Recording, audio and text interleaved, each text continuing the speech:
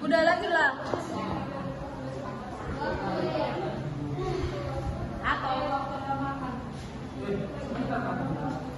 Udah. Good afternoon, class. Good afternoon, sir.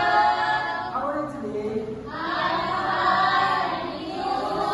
I'm good too. So, have you ever give suggestion and request someone?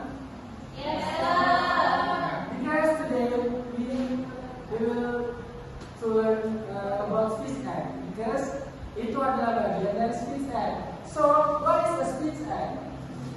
A speech act is an action to control speaking. In other words, when people say something, they are not just saying words. They are doing something with those words.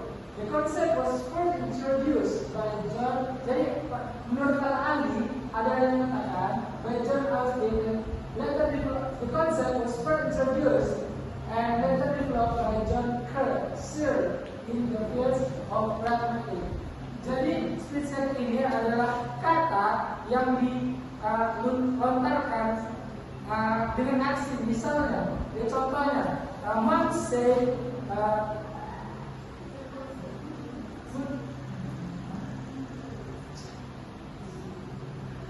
Mom said, the devil is still dirty. Gitu. Jadi itu artinya ibu bilang meja itu masih kotor. Itu artinya kita sebagai pendengar